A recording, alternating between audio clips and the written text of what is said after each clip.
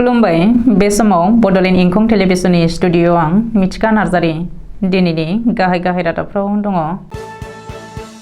काजिरङायाव धनेश दाउआ दावबायारिफोरनि गोसोखौ बोदों। 39 नं राजा लामायाव गिख्रंथाव लामा जाब्रबथाय, 4 सुबुङा जाथायसालियावनो जिउ गोमादों। एपिएस रुमि टिमुंफिखौ सिआइडिआ जेरा खालामदों। सनाइनिफ्राय लांखारजानाय हिन्जावसाखौ आसाम पुलिसआ मेघालयनिफ्राय बोखांबाय। साननैनि हाबाफारिजों खुंनाय तिहार महोत्सवनि फालिथाया जोब्बाय। सुनबारिनि प्रगति जातीय बिद्यालयाव सासे फरायसालिया चावमिनजों बिस लोंदों। दानिया फैदोनि आबुं रादाबाव।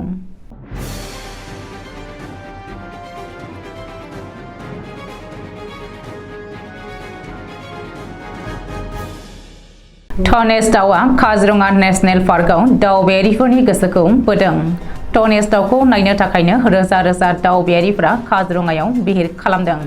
मख'नो गोनांदि बायदि बायदि जोलैनि जिब जुनार आरो दाउमा दाउसाफोरनि थाखुलि आरो आसामनि मुंदांखा काजिरङा नेशनेल पार्कआ धनेश दाउनिबो मोनसे जर'खा थाखुलि। महराव गुबुन दाउफोरनिख्रुइ देरसिन जानायनि थाखाय गोरलैयैनो नुनो हायो धनेश दाउखौ। बेनि अनगायैबो बेनि रं बेरं गुनथुथ्रिया बेनि महरखौ समायनासिन खालामो। बे दाउनि जोला जोलैनि आखुथायाव थानाय स्पेसियेल रेसपन्सिबिलिटियाबो जर'खा। गावनि फेमिलिनो आदार जगायनाय आरो रैखाथि होनायनि बिबाना जोला धनेश दाउनि सिनायथिखौ होयो। बिदै दैनायनि थाखाय दंफांनि दन्दर थि खालामना होनायनि अनगायैबो फिसाया देरागौमानि जो एबा बिमानो दन्दरनि बाहेरानिफ्रायनो आदार जगायो जोला धनेशआ। मानोना बेखिनि समाव जो धनेशनि खुगाखौल' बाहेरायाव दिहुननो हानाय बायदियै दन्दरनि मोखांखौ बन्द' खालामनानै दोनो, जाहाथे दन्दर सिंनि जो धनेशनो आदार दौफैनो हायो आरो जो धनेशआ रैखाथिजों जोलै फेहेरनो हायो। अदेबानि धनेश दाउनि बे जर'खा आखुथायानो दावबायारिफोरनि गोसोखौ मुजिहोदों काजिरङा नेशनेल पार्कआव। आरो धनेश दाउनि बे जर'खा आखुखौ नायनो थाखायनो रोजा रोजा दावबायारिफोरा धनेश दाउनि खुलि काजिरङायाव दावबायदों आरो बिहिर खालामफैदों। 39 नं राजा लामायाव थैनि बाना, गिख्रंथाव लामा जाब्रबथायाव थैजों जाहाबदों 39 नं राजा लामा। धनसिरि महकुमानि साखाथि ओनसोलाव दिनै फुङाव गिख्रंथाव लामा जाब्रबथाय जादों।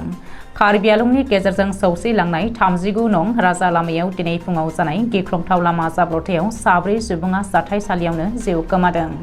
मिथिनो हानाय बायदिब्ला दिनै फुङाव बरफोथार पुलिस थानानि बेन्दोंआव थानाय हलौखवायाव मोनसे गिख्रंथाव लामा जाब्रबथाय जादों। महिन्द्र थार आरो जिपसिनि गेजेराव जादों बे गिख्रंथाव जाब्रबथाया।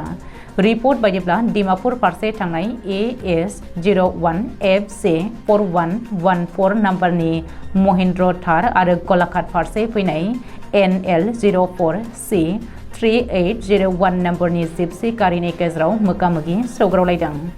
बे गिख्रंथाव लामा जाब्रबथायाव 4 सुबुङा जाथायसालियावनो जिउ गोमानायजों लोगोसे गुबुन 4 सुबुङा गोब्राब जोखोम जादों। बबेखानि जोखोम जानाय गासैखौबो बखाजान देहा फाहामसालियाव थिसननाय जादों। ओरैहाय बे गिख्रंथाव लामा जाब्रबथायाव जिउ गोमानाय 4 सुबुंखौ बे खौरांखौ सुजुनाय समहालागै सिनायथिनो हानाय जायाखै। आरो बे जाब्रबथायनि बागै खौरां मोननाय लोगो लोगो जायगानि पुलिसआ जाथायसालियाव थांनानै 4 लाइमोननि गोथै सहखौ बोखांनानै बे जाथायनि सायाव नायबिजिरनो जागायो होननानै शिलंआव फोरमायदों। APSC बेले-बेजेयाव मुं सिखारनाय गेजेट अफिसारफोरनि हेंथायै SITनि नायबिजिरनाय आरो जेरा खालामनाया सोलिगासिनो दङ। बेनि गेजेरावनो SITआ समबारखालि APS रुमि टिमुंफिनि हेंथायै समन जारि खालामदों। मिथिनो हानाय बायदिब्ला SITआ समन जारि खालामनाय बायदियै दिनै APS रुमि टिमुंफिया गुवाहाटी नोगोरमायाव थानाय CIDनि मावख'आव थांनानै जेरा खालामनायाव मोगा-मोगि जाहैदों। मख'नो गोनांदि बै समनि APSCनि मासिगिरि राकेश पालनि अननाय आरो बिनि बोर सारस्रिनायावनो APSC आनजादाव उथ्रिसार जानो हादोंमोन रुमि टिमुंफिया। APSC आनजादनि गासैबो आयदायावनो रांनि गोहोजों नम्बर बारायनायनि अजद थिखांदों APS रुमि टिमुंफिनि हेंथायै। रुमिया आनजादाव काट अफनिफ्राय जोबोद खम नम्बर मोनदोंमोन।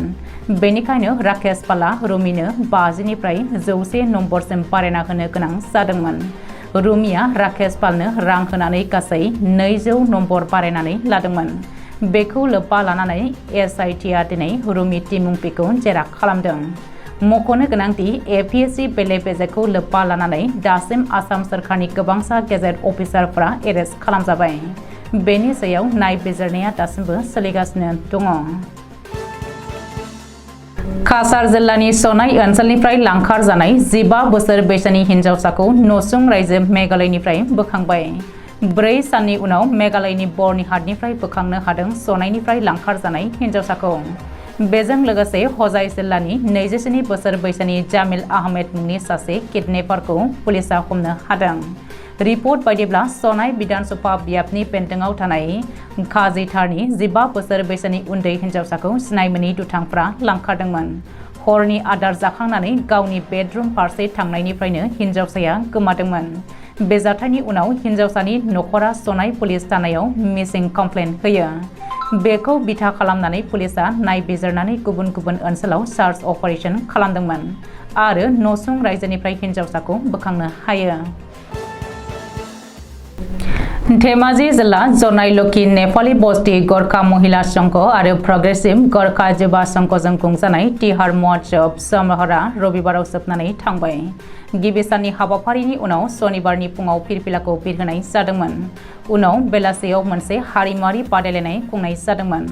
हारिमुआरि बादायलायनायाव गोरखा सुबुं मोसानाय, कुकुरी मोसानाय, मरुनि मोसानाय, संगीतनि मोसानाय, खुगा मेथाइ, गोदान मुगानि मोसानाय, डगरी गीत, बसुरी दामनाय, मदल दामनाय, गोरखा गाननाय जोमनाय, देउरी फैली बादायलायनाय खुंफुंनाय जादोंमोन। नैथि साननि हाबाफारियाव रबिबारनि मोनायाव आलासि महरै बाहागो लानानै प्रतिमा पाण्डे बरुवाया बान्था मोनगिरि गोरखा सुबुं हारिमु सत बिनोद कनाला गोरखा हारिनि तिहार फोरबोखौ नोजोर होनानै बिबुंथि लाखियो। बिथाङा बुंदोंमोन दि जुदि आसामनि मोनफ्रोमबो हारियारि हान्जाखौ सोलायनाय जायो अब्ला धोनि असमिया हारि आरो असमिया हारिमुआव सोलायनाय फैगोन। बिथाङा आरोबाव बुंदोंमोन दि गोरखा महाजितआ गेदेर असमिया हादोर आफादनि मोनसे एंगारनो हायै बाहागो। बे हादोरा गासैबो हादोरफोरजों गोरोबलायनायनि खौरांखौ खौसे जाबाय। मिसिं, बर', कार्बि, राभाजों बयबो आखाइ हमलायनानै फैयो आरो गोरोबलायनायनि खौरां लायो आरो गेदेर असमिया हारिमुआव गिदिङो। दुलाराय आसाम गोरखा फरायसा आफाद धेमाजि जिल्ला कमिटिनि आफादगिरि समराज पुरी, जाय तिहार फोरबोआव बाहागो लानानै गोरखा हारिनि गुबुन गुबुन जेंना, हारिमुआरि, थुनलाइयारि आरो मेलेमजिबि बिथिंफोरनि सायाव गोनां बिबुंथि होदोंमोन। बेराफारसेथिं आजिरा मोननाय फोरोंगिरि रबिन्द्र उपाध्याय हारिमुआरि हाबाफारि रमिल सास बेखेवनायनि उनाव मुंदांखा मेथाइ रोजाबगिरि दलमा लामा आरो सुस्ति विश्वकर्माया मेथाइनि बाहागोखौ दिन्थिफुङो। बाक्सानि सुनबारिनि प्रगति जातीय बिद्यालयाव चाउमिनजों बिस लोंनाय जाथाय। थांनाय 9 दिसेम्बर खालि फरायसालिनि 3 फरायसुलिया चाउमिनजों बिस लोंदोंमोन। मिथिनो हानाय बायदिब्ला सुनबारि प्रगति जातीय बिद्यालयनि 13 बोसोर बैसोनि मीना रबिदास मुंनि फरायसालिया चाउमिनजों बिस लोंनानै थांनाय 14 दिसेम्बर खालि अबथिरा रुंसारि जायो। बेनि अनगायैबो मीना रबिबादनि लोगो 14 बोसोर बैसोनि साफिया यास्मिन आरो नासिमा पारविना दासिम गोब्राब थासारियाव देहा फाहामसालियाव फाहामथाय लागासिनो। बेनि गेजेरावनो बिस लोंनानै देहा फाहामसालियाव थैनाय थांनायजों जुजिबाय थानाय सानै फरायसुलि साफिया यास्मिन आरो नासिमा पारविनमोनहा थाबैनो गाहामाव फैफिननायखौ हास्थायनानै दिनै गुबुन गुबुन धोरोमनि नेमखान्थिजों आरज गाबनाय हाबाफारि बानजायदों।